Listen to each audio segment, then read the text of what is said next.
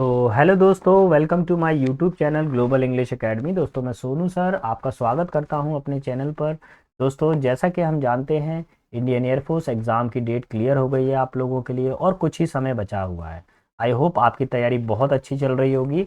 और तैयारी में कुछ और जोड़ने के लिए हम आपको सिर्फ एक ही चीज़ का एडवाइस करते हैं। प्लीज़ जो भी आपने पढ़ा हुआ है पुराना वाला, उसको एक बार आप रिवीजन करते जाएं। किसी तरह के किसी नए कंटेंट में ना फंसे, जो है आपके पास उसी को अच्छे से रिवीजन करते जाइए। देखिए, बेस्ट वो नहीं होता है जो सारे सिलेबस को कवर करता है। सिलेबस के चक्कर में रहोगे ना तो जीवन भर सिलेबस ही कवर करते रहोगे, फिर सिलेक्शन नहीं ले पाओगे। सिलेक्शन का मतलब होता है प्रैक्टिस। और प्रैक्टिस करने के लिए मैं आपके लिए सबसे वंडरफुल सिस्टम यही लेकर आया हूं कि आप प्रीवियस ईयर क्वेश्चन पेपर पे जाइए और वहां पे पर डे मैं आपके लिए यूट्यूब सीरीज में रोजाना रात को 9 बजे आपको मिलता हूं। रोजाना एक पेपर सेट अपलोड कर देता हूं। ये सीरीज करीब 42 डेज से चल रही है। अभी तक यूट्यूब पे इतनी बड़ी सीरीज शायद ही कोई टीचर लेकर आया हो। मेरी पूरी जो सीरीज है वो फ्री ऑफ कॉस्ट है, मैं इसका कोई एक चार्ज भी नहीं ले रहा हूँ। नहीं तो इस तरह की सीरीज के लिए पेड बैच में ना जाने कितना पैसा आपसे लूटपाट कर लिया जाता है। मैं कुछ नहीं ले रहा हूँ उसका। सिर्फ बस मैं एक ही चीज़ चाहता हूँ, आप मुझे चैनल को लाइक कर दीजिए और एक कमेंट कर दीजिए। जो भी डाउट है वो आप मुझसे पूछ लीजिए। ठीक है, चलिए बिना समय गवाए मैं अपनी सीरीज को शुरू करूंगा। यहाँ पर मैंने चैप्टर, टोटल मार्क्स और इंपॉर्टेंट पॉइंट्स के बारे में डिस्कशन किया है। आप इसका स्क्रीनशॉट कर लीजिए। मैं सीधा बढ़ता हूँ क्वेश्चन की तरफ। देखिए, नाउन फॉर्म बताना है आपको हैप्पी का। तो पहले देखिए हैप्पी का मीनिंग क्या होता है। हैप्पी का मतलब खुश होता है और ये क्या होता है, एक एडजेक्टिव फॉर्म होती है। हैप्पी अगेन एडजेक्टिव फॉर्म है। हमको हैप्पीएस्ट है बेटा, ये भी एडजेक्टिव है, लेकिन ये कौन सी है, सुपरलेटिव डिग्री। एल वाई लगा है तो ये एडवर्ब हो गया। एन ई एस लगा है तो ये नाउन हो गया। तो इसका आंसर हो जाएगा डी फॉर डेली। क्लियर। आगे की तरफ बढ़ता हूं क्वेश्चन नंबर 2 पर। आपको वॉइस चेंज करनी है दिए गए सेंटेंस में। तो कैसे चेंज करेंगे, देखिए। अगर एक्टिव वॉइस में बेटा मेरे पास में इज, एम, आर और वर्ब की फोर्थ फॉर्म हो, तो पैसिव वॉइस बनाते समय भी क्या रहेगा, इज, एम, आर। यहाँ पे फोर्थ फॉर्म की जगह पे क्या आ जाएगा, बीइंग प्लस वर्ब की थर्ड फॉर्म आ जाएगी। तो सबसे पहले देखिए क्वेश्चन में क्या दिया हुआ है, यहाँ पे आर आ रहा है, बीइंग आ रहा है, थर्ड फॉर्म आ रही है। यानी ये तो दिया हुआ है पैसिव वॉइस में, मुझे एक्टिव में जाना है। एक्टिव में कैसे जाऊंगा, यहाँ मेड सेकंड फॉर्म में गलत, यहाँ हैव गलत, यहाँ हैव गलत। कौन सा हो जाएगा, ऑप्शन नंबर ए। यही मेरा सही आंसर हो जाएगा। ठीक है, आगे की तरफ बढ़ूंगा। देखिए, मेरी कोशिश ये है कि मैं कम समय में आपको ज़्यादा से ज़्यादा कंटेंट डिलीवर कर सकूं, इसलिए मेरी स्पीड थोड़ा सा फास्ट रहती है। रीज़न ये है कि आपके एग्जाम में भी आपको एक्चुअली 20 मिनट ही मिलेंगे इंग्लिश सेक्शन के लिए। एक स्पीड जो होनी चाहिए 20 के अंदर, 20 मिनट में 20 क्वेश्चन आपके सॉल्व होने चाहिए। वही स्पीड मैं यहाँ पे मेंटेन करने की कोशिश करता हूँ। जो बच्चा मेरी स्पीड को मैच कर गया और सीरीज को पूरा कर लिया, मैं गारंटी लिख के दे रहा हूँ, उसका 15+ मार्क्स कोई नहीं रोक सकता। अरे इतना सारा डेटा इकट्ठा हो जाएगा आपके पास में, आपको लगेगा कि क्या जबरदस्त पढ़ाया हमने इंग्लिश। जब आप पेपर दे के लौटोगे ना, आप खुद ही इस कमेंट बॉक्स में लिखोगे, नहीं सर आपने हमको पढ़ाया। कुछ हमने ऐसा वैल्यूबल, कोई ऐसी वैल्यूएबल एसेट हमने जोड़ा हमारे स्टडी के अंदर। देखिए, they said this is the stadium where we had won the match. अब देखिए सीधी सी बात है, इस एम आर किस में बदलता है, वाज या वर में। सैड की जगह said, said said said, that that that. This का बेटा किस में बदलता है, that that that that. Is am are was या वर में बदलेगा। ये इज लगा हुआ इसको हटाइए, इज लगा हुआ इसको हटा दीजिए। अब वाज वाज, ये दोनों सही है। द स्टेडियम स्टेडियम सही है। Where where. वी बदलता है दे में, यहां पर भी ठीक है। अच्छा, हैड प्लस वी थ्री है। हैड प्लस वी थ्री का हैड प्लस वी थ्री ही रहेगा, नो चेंज रहता है। यहाँ पे द मैच है, यहाँ पे दैट मैच है, तो ये गलत है, दैट नहीं आना चाहिए। तो 3 स्टेटमेंट हमारी गलत हो गई। पहला वाला स्टेटमेंट हमारा करेक्ट होगा, ऑप्शन नंबर 1। जहाँ दा दिया है वहां दा का यूज करिए, जहां दैट दिया है वहां दैट का यूज करिए। क्वेश्चन नंबर 4 पर आ जाते हैं और 4 क्या बोल रहा है देख लेते हैं।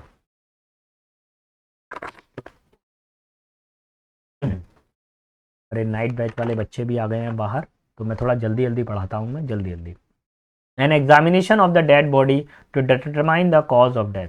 भैया, डेड बॉडी को डिटरमाइन करना, डेड बॉडी को सर्च करना कि किस कारण से व्यक्ति की मृत्यु हुई है। तो एनालिसिस का मतलब क्या होता है, किसी भी चीज़ का क्या होता है, परीक्षण करना होता है, विश्लेषण करना होता है किसी भी चीज़ को, विश्लेषण करना। ठीक है, विश्लेषण करना। ओवर राइटिंग हो रहा है थोड़ा सा। सुसाइड मतलब आत्महत्या।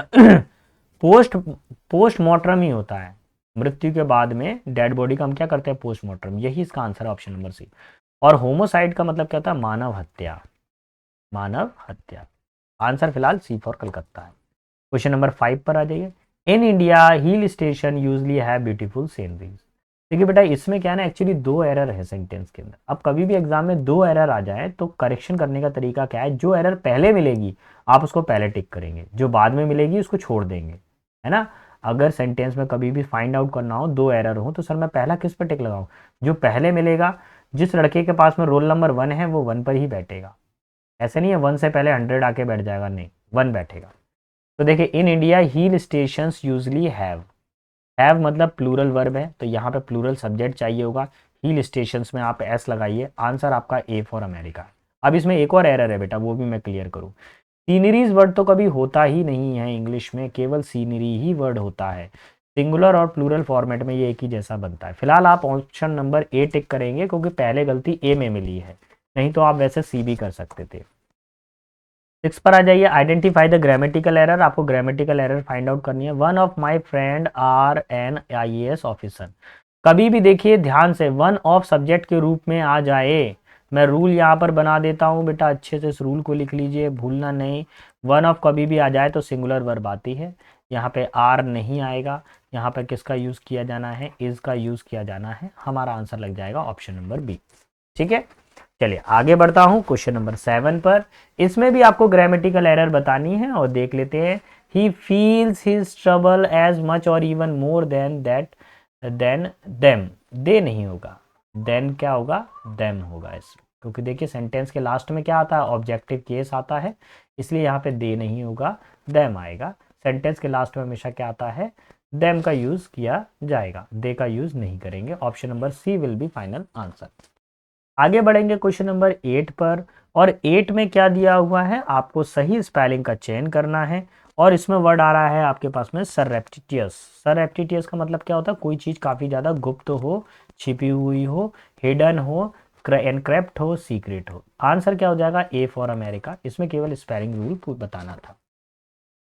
9th पे देखिए, 9th वाले में भी आपको स्पेलिंग रूल बताना है। स्टिल्थली का पहले मीनिंग देख लीजिए क्या होता है, कोई भी काम चुपके से किया जाए, चोरी से किया जाए।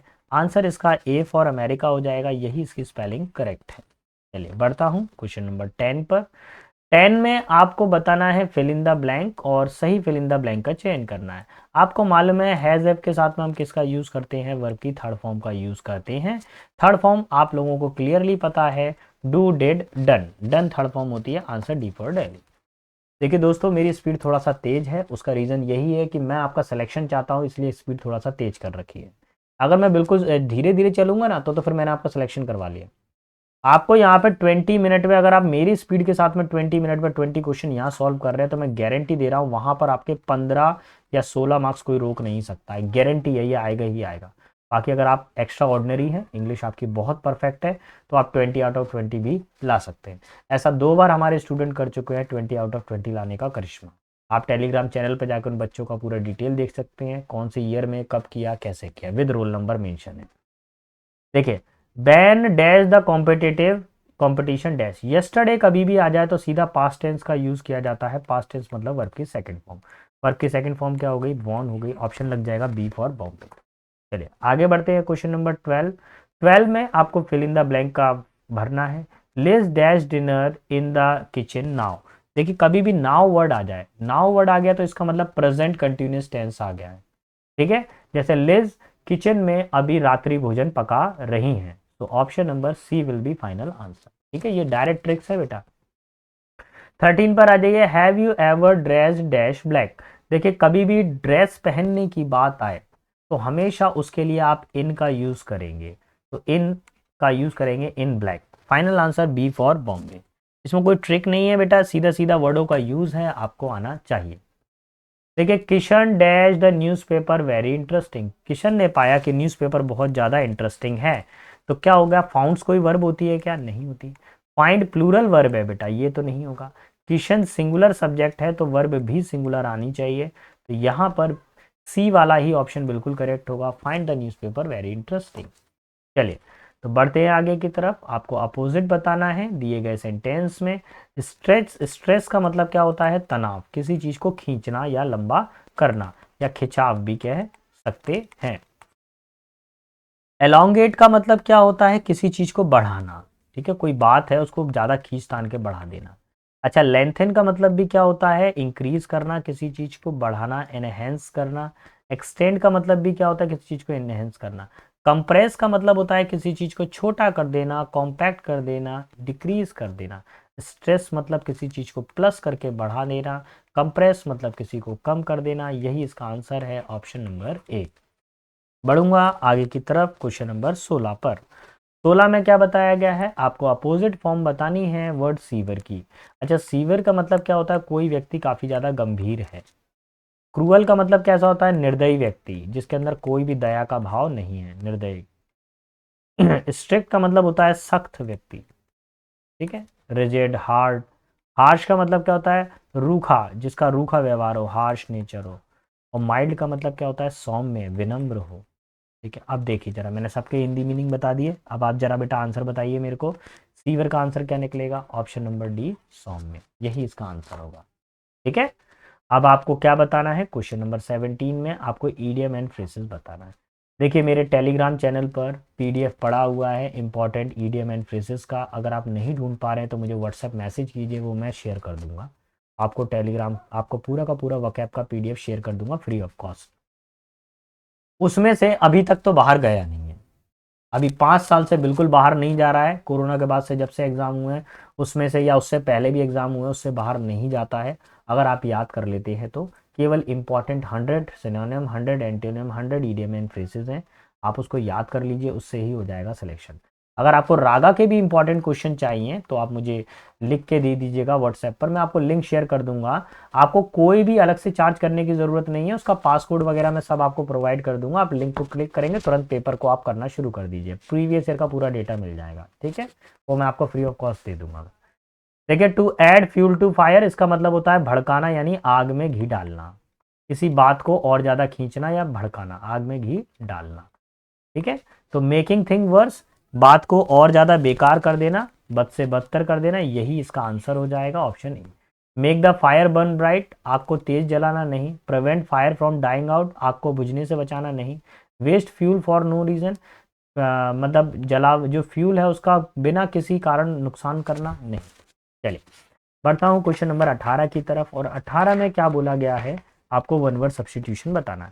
फ्लैश ईटिंग एनिमल, ऐसा जानवर जो क्या करते हैं, मांस को खाते हैं, उनको क्या बोला जाता है। पहला है कि इंसेक्टिवोरस यानी कीट भक्षी, ये कौन होते हैं, कीट को खाते हैं, कीट का भक्षण करने वाले। ठीक है, कार्निवोरस क्या करते हैं, ये मांस भक्षी होते हैं, इनको क्या बोलते हैं हम लोग, मांसाहारी बोलते हैं, क्या बोलते हैं, मांसाहारी। और अगला है ओमनीवोरस, जिसका मतलब होता है सर्वाहारी। क्लियर। और तीसरा है हमारे पास जो हर्बीवोरस, जिसका मतलब होता है शाकाहारी। ठीक है, शाकाहारी। तो देखिए, जो मांस को खाते हैं उनको क्या बोला जाता है बेटा, कार्निवोरस बोला जाता है, यही इसका आंसर। पढ़ूं मैं आगे की तरफ, अगले क्वेश्चन की तरफ 19 पर। 19 में क्या दिया हुआ है, वर्ड है मेरे पास में वांडर। अब वांडर का आपको क्या करना है, सिमिलर मीनिंग बताना है। वांडर का मतलब होता है घूमना, वांडर का मतलब क्या होता है, घूमना होता है। रोम का मतलब भी क्या होता है, घूमना होता है। सिंग का मतलब गाना गाना। रन का मतलब दौड़ना। और थिंक का मतलब होता है सोचना। तो जवानों, इसका जो आंसर लगेगा ऑप्शन नंबर ए इसका फाइनल आंसर हो जाएगा, रोम मतलब घूमना। चलिए, तो सेशन के सबसे लास्ट क्वेश्चन पर आ जाते हैं, क्वेश्चन नंबर 20 पर। देखिए, अगर आपको मेरा पढ़ाना पसंद आ रहा है, आपको लग रहा है कि सर हमारे लिए इंपॉर्टेंट कंटेंट लेकर आ रहे हैं, कुछ ज़रूरी टॉपिक्स हमको करवा रहे हैं, हमारी बहुत अच्छी तैयारी चल रही है, तो प्लीज़ मेरे चैनल को लाइक शेयर सब्सक्राइब करना ना भूलिएगा। देखिए, जब आप कमेंट्स करते हैं तब हमको एनकरेजमेंट मिलता है कि हम और अच्छे से अच्छा कंटेंट आपके लिए लेकर आएँ। अगर आपने मेरी सीरीज़ को भी सॉल्व कर देते हैं, मैं गारंटी दे रहा हूँ आपके 15+ मार्क्स कोई नहीं काट सकता इंग्लिश के अंदर, गारंटी है ये मेरी। एबॉलिश का मतलब क्या होता है, किसी भी चीज़ को क्या कर देना, रोक लगा देना, बैन कर देना, रोक लगाना। ठीक है, बैन करना किसी चीज़ को। इंट्रोड्यूस का मतलब क्या होता है, परिचय कराना किसी चीज़ से। और एलिमिनेट का मतलब होता है हटाना किसी चीज़ को। कंटिन्यू मतलब निरंतर यानी लगातार किसी चीज़ को करना। स्टैब्लिश का मतलब होता है स्थापित करना। ठीक है, तो अभी मेरा जो आंसर क्या हो जाएगा बेटा, ऑप्शन नंबर बी, एबॉलिश मतलब हटाना होता है, यही मेरा आंसर हो जाएगा ऑप्शन नंबर बी। क्लियर। तो जवानों, आई होप आपको मेरा पढ़ाना पसंद आया होगा। बेटा अच्छे से तैयारी करें। देखिए आप ही वो व्यक्ति हैं जो अपने घर की परिस्थितियों को सुधार सकते हैं, अपने जीवन के अंदर विकास कर सकते हैं। कोई आपके लिए स्टैंड लेने वाला नहीं है, किसी झूठे धोखे में ना रहिए। और ध्यान रखिए, सबसे बड़ा मोटिवेशन आप खुद हैं, आपकी फैमिली है, आपके पेरेंट्स हैं। अगर आप अपने पेरेंट्स के लिए अगर अच्छा कर सकते हैं, अगर आप खुद के लिए ऑनेस्ट हैं, खुद के साथ में आप इंसाफ कर रहे हैं, खुद के साथ ऑनेस्ट हैं, तो आप सफलता ज़रूर प्राप्त कर सकते हैं। तो जवानों, मिलते हैं अगले सीरीज़ में। तब तक के लिए सारे बच्चों को बेस्ट ऑफ लक। अच्छे से तैयारी करो और सिलेक्शन लो बेटा।